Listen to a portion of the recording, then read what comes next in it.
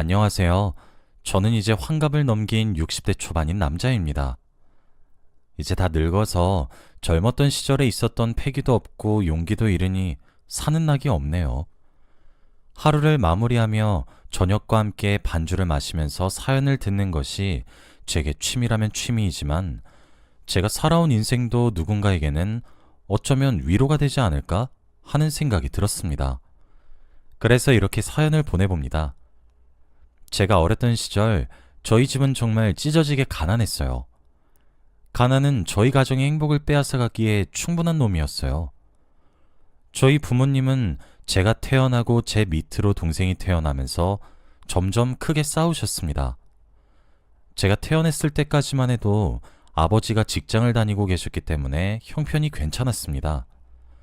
하지만 제 동생이 태어나던 해에 아버지는 직장에서 정리해고를 당하셨고 저희 집의 형편은 날이 갈수록 어려워지게 되었습니다. 하루하루 입에 풀칠하는 것조차 힘들었어요. 어머니는 식당에서 설거지를 하셨고 아버지는 막노동으로 일을 해서 하루 벌어 하루 먹고 살아야 했죠. 그렇게 가난은 저희 가정을 조금씩 잡아먹기 시작했습니다. 먹고 자고 생활하는 것에 전부 돈이 들어가는데 돈이 없으니 원래 그리 잘 살지 못했던 저희 가족은 이사를 했고 점차 집이 좁아졌고 나빠져 갔어요. 결국 방이 하나 딸려있는 반지하에서 저희 네 식구가 살게 되었죠. 그리고 아버지는 저희 가정이 왜 그런 처지에 놓여야 했는지 알지 못했습니다. 사실 그렇게 형편이 급속도로 어려워진 것에는 아버지의 공이 컸어요. 정리해고를 당하셨던 아버지는 사업 미천을 계속 마련하겠다는 이유로 얼마 가지고 있지도 않았던 재산을 톡톡 다 털어 쓰셨거든요. 하지만 손대는 족족 다 망하셨어요. 그것도 재주라면 재주겠죠. 하지만 망한 탓은 죄다 어머니의 몫이었습니다. 자신이 현명한 아내를 얻었다면 말렸을 것인데 저희 어머니가 멍청해서 그런 것이라며 사업을 시작한 것도 망한 것도 죄다 저희 어머니 탓이 되었죠. 그렇게 처음엔 폭언으로 시작했습니다. 어머니는 묵묵히 감내했어요. 아니, 감내해야만 했죠. 저도 동생도 무척이나 어린아이였으니까요. 그런 핏덩이 같은 아이들을 지키기 위해서 어머니는 감내를 해야만 했습니다.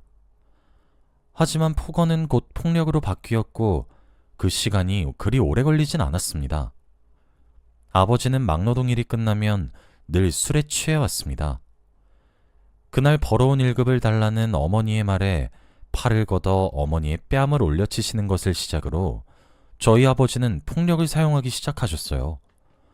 어머니는 참았어요. 점점 몸에 멍이 하나둘 늘어나기 시작하면서도 저희에게 피해가 올까 방에 들여보내기도 했고 밖으로 내보내기도 했습니다. 그리고 아버지가 힘에 부쳐 그리고 술에 취해 골아떨어지면 저희를 집안에다 들이시고는 재밌는 동화 얘기를 해주시며 저희를 안심시켰습니다. 그게 제 나이 8살, 동생의 나이 4살이던 시기였어요. 어머니는 새벽부터 식당에 나가 설거지를 하셨고 집에서는 내내 부업을 하셨습니다.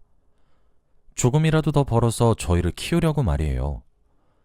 하지만 그러는 족족 아버지는 어머니께 돈을 갈취해갔고 어머니도 사람인지라 점점 지쳐갔어요.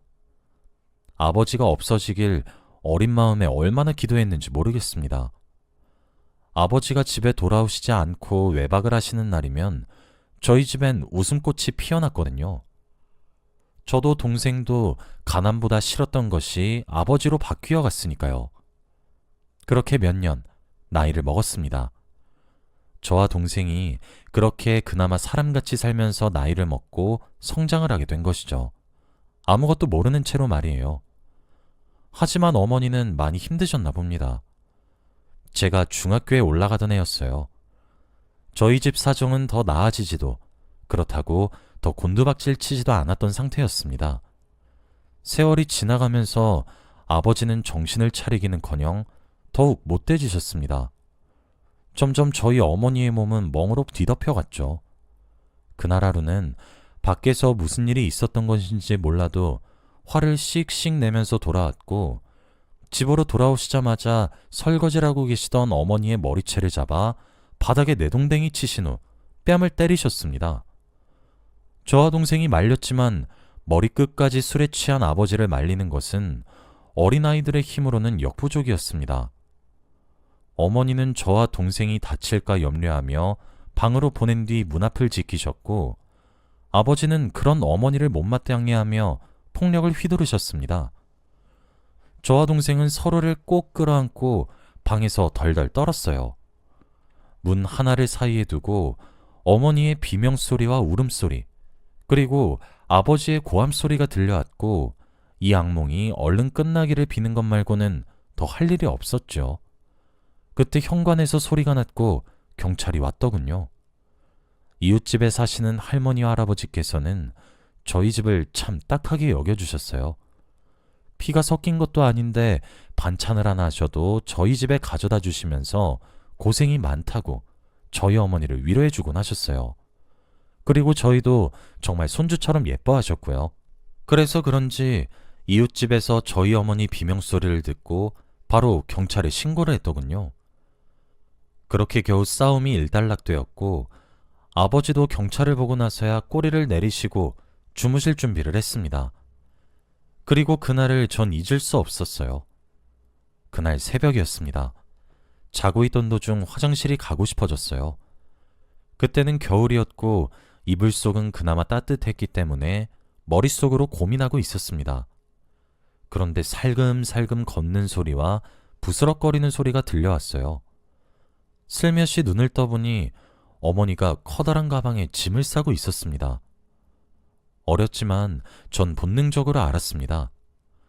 오늘 저녁에 있었던 일은 어머니께 결심을 서게 할 정도로 큰일이 되었고, 이젠 어머니가 견디는 것에 대해서도 이미 지친 상태란 것을 말이에요. 동이 트지도 않아 깜깜한 방에서 어머니는 천천히 조금씩, 하지만 빠짐없이 간단하게 짐을 꾸렸어요. 저도 어렸습니다. 겨우 14세 나이였으니까요. 하지만 어렸던 제가 보기에도 어머니는 벅차 보였어요. 어머니의 뒷모습을 보고 있자니 어머니를 차마 붙잡을 수 없었어요. 저는 어머니를 사랑해서 함께 있고 싶지만 그래도 어머니가 행복했음 했거든요. 어머니가 짐을 싸는 것을 보면서 저희를 두고 떠나신다는 사실을 알게 되었고, 그 결정을 막아야 하는 것이 무서웠습니다. 어머니는 깜깜한 방에서 제 시선을 느꼈는지 저를 돌아보셨고, 우리 모자는 눈을 마주치게 되었어요. 어머니는 흠칫 놀란 이후 제 눈을 피했습니다. 엄마, 꼭 행복하게 살아야 해? 제 말에 엄마는 눈물을 흘리며 미안해. 엄마가 미안해. 엄마도 너무 힘들어. 이제 내가 미안해. 하며 흐느끼셨습니다. 그렇게 동이 트기 전 저는 어머니를 배웅했고 그렇게 버려졌습니다. 하지만 어머니가 원망스럽진 않았습니다. 어렸던 제가 인지할 수 있었던 나이부터 기억나는 장면들의 대부분에선 어머니의 비명소리가 들려왔고, 오랜 세월 어머니는 폭력에 노출되어 있는 약자였으면서 저와 동생을 지키기 위해 강자가 되어야만 했고, 해가 지나고 날이 지날수록 어머니의 몸에는 문신처럼 멍이 하나둘 새겨지고 뼈에 금이 갔던 사실을 저는 알고 있었으니까요. 동생은 어머니를 찾아 울면서 헤매었지만 그런 동생을 저는 안아서 다독여줄 뿐 울지 않았습니다. 이제 어머니 대신 동생을 지킬 사람은 저 하나였으니까요. 아버지는 어머니가 집을 나가셨음에도 정신을 차리지 못했고 꾸준히 행패를 부리셨습니다. 그리고 사라진 어머니 대신 제가 타깃이 되었어요. 제가 그나마 다행이라고 생각했던 점은 제가 남자란 이유였습니다. 저는 성장기였고 그 폭력을 견딜 수 있는 신체를 가졌고, 해가 갈수록 힘이 세져서 폭력적인 아버지를 제압할 수 있게 되었으니까요. 그랬더니 아버지는 저보다 4살 어렸던 동생을 걸고 넘어지셨죠. 동생은 속수무책으로 어머니 대신 당해야 했습니다. 제 동생은 여자아이였거든요. 중간에서 제가 많이 제재를 한다고 했지만 동생을 구하는 것은 역부족이었어요. 아무리 제가 최선을 다해도 제 눈을 피해 동생을 때리면 알 수가 없었죠. 어머니가 사라지면서 모진 말들을 정말 수도 없이 들었습니다. 제가 아버지를 제압하기 시작하면서 저는 한 가지 목표가 생겼어요. 저는 공부를 곧잘 했지만 대학 진학은 꿈도 꾸지 않았고 하루빨리 저 지긋지긋한 아버지 집에서 여동생을 데리고 탈출하고 싶다는 것 뿐이었습니다. 얼른 어른이 되고 싶었고 하루빨리 돈을 벌고 싶었어요. 실업계 고등학교에 진학을 했고 고등학교 2학년, 즉 18살이었던 해부터 저는 취업계를 내고 공장에서 일을 했습니다. 그때도 도와주신 분들이 이웃집 할머니와 할아버지셨습니다.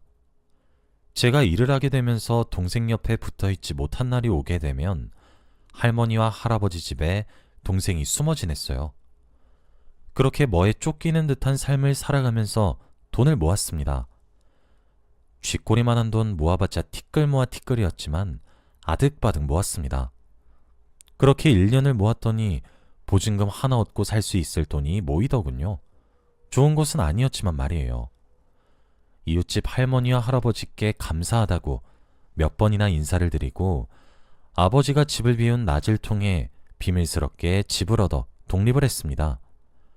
아버지가 동생을 찾아올까 싶어서 동생은 학교도 자퇴하고 검정고시를 준비했어요. 저는 어머니와 아버지를 대신해서 동생을 번듯하게 키우고 싶었어요.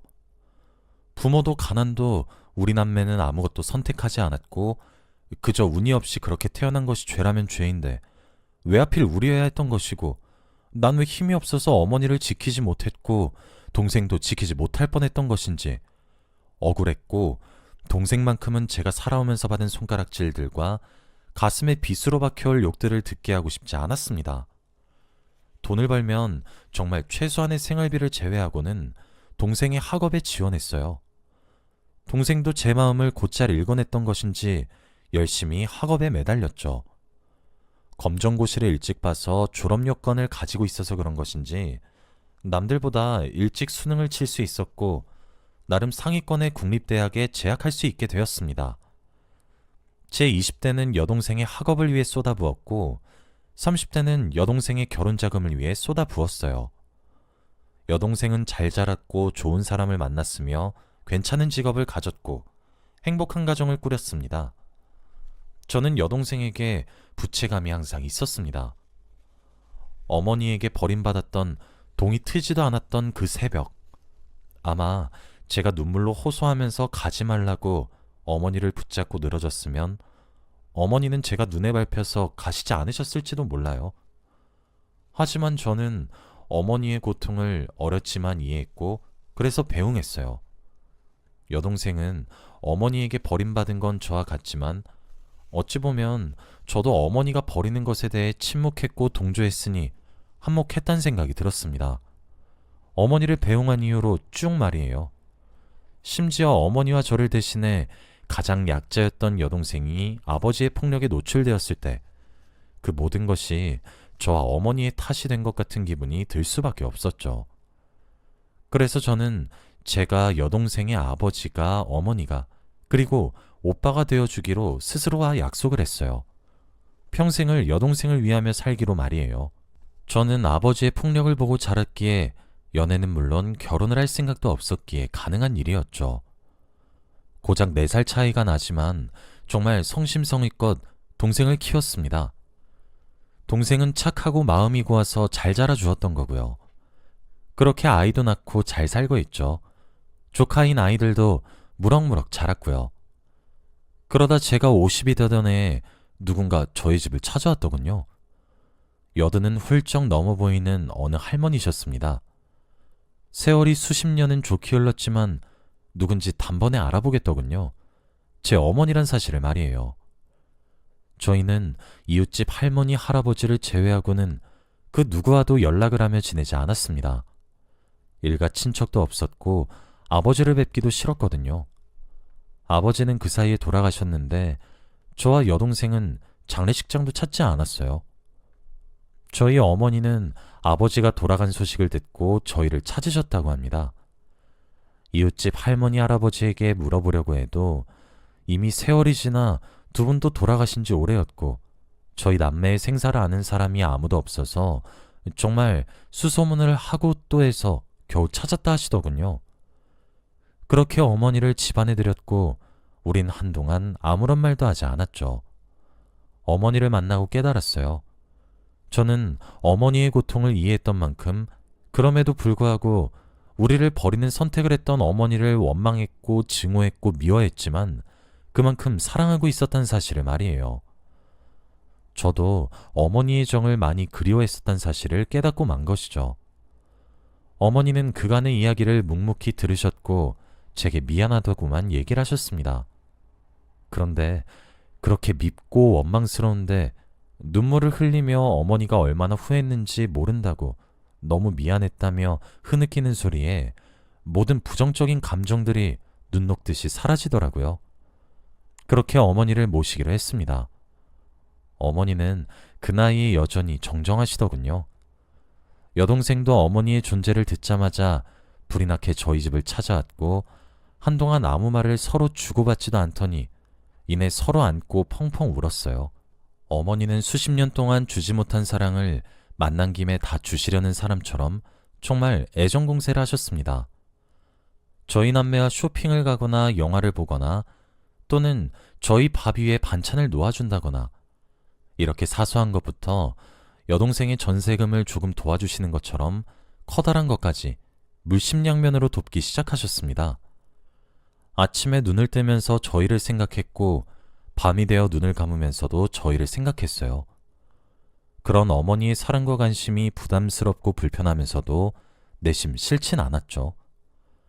그렇게 어머니는 12년을 꼬박 장수하시면서 그렇게 뒤늦게 양껏 사랑해보고 챙겨보시고 난 뒤 하늘나라로 가시게 되었습니다.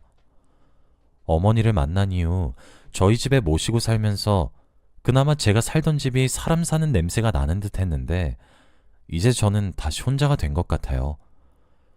저는 그런 아버지 밑에서 자랐던 아들이기에 제 아이에게도 그런 아빠가 될까 싶어 결혼을 하지 않았었는데 이젠 그게 조금 후회로 돌아오는 것 같기도 합니다. 하지만 제가 키운 것과 다름없는 여동생이 잘 살고 있는 모습을 보면 괜찮아지기도 하죠. 어머니를 그렇게 보내고 난 이후 집 곳곳에 어머니의 손때가 묻은 것이 또 저를 힘들게 하네요. 그래서 혼자서 저녁을 맛있게 차려 술을 한 잔씩 마시는 것이 습관이 된 것 같습니다. 아버지가 항상 술에 취해 집에 들어오는 사람이었기에 죽어도 술을 입에 대고 살지 않았는데 역시나 피는 못 속이는구나 싶다가도 자조스러운 웃음이 나오곤 그러네요. 그래도 이제는 어떠한 의무감도 책임감도 벗어던진 상태라서 자유롭다는 생각이 더 많이 듭니다. 여동생도 이제 챙겨줄 필요가 없어 제가 돌봐야 했던 어머니도 하늘의 별이 되셨으니 이제 제 한 몸을 건사하기만 하면 되는 것 같네요. 그래서 그런지 후련하다는 생각도 참 많이 들어요. 생각해보면 제 팔자는 왜 이렇게 기구했는지 모르겠습니다. 그래도 이번 생은 여한이 없습니다. 여동생 하나만큼은 그래도 행복하게 사는 것 같아서요. 저도 이번 생의 보상으로 다음 생이 조금은 더 행복했으면 좋겠어요. 그리고 인생 100세 시대라고 하는데 환갑이 넘은 제게는 이제 고작 남아봤자 40년도 채 되지 않은 삶이 남아있을 것 같아요. 제 나이 60평생을 남에게 바치며 살았으니 이젠 조금 늦었지만 저를 위해 살아볼까 싶어요. 뭐부터 해야 하는 것인지 아직 정하진 않았지만 차차 정해가야겠죠. 여기까지가 제 이야기입니다. 제 이야기를 끝까지 들어주신 분들 중에서도 자신의 팔자가 기구하다는 생각을 하시는 분들이 있으실 것 같습니다만 저는 그런 분들께 삶의 목표를 꾸준히 가지라고 응원을 해드리고 싶어요. 아마 저도 제 여동생이 삶의 원동력이 되지 않았다면 삶이란 것 자체를 포기했을지도 모르겠습니다. 저는 많이 불행했지만 그래도 어머니를 다시 만나 함께 사는 12년은 정말 행복했습니다. 인생에 내리막길만 있을 거라 믿어 의심치 않았지만 오르막길도 있다 싶었거든요. 제 이야기가 힘든 시기를 보내는 누군가에게 위로가 되었으면 합니다. 여러분들도 힘들고 우리 모두 힘들지만 그래도 삶의 목표를 잃지 말자고 다짐하고 그렇게 지내다 보면 우리에게도 오르막길이 펼쳐질 거니까요. 긴 이야기를 끝까지 들어주신 분들께 감사하다는 말씀을 드리고 싶고 우리 모두 각박한 이 인생을 모두 잘 이겨냈으면 하네요. 모두 화이팅 하시길 바라며 글을 이만 마치겠습니다. 여러분들도 행복하시길 바랍니다. 감사합니다.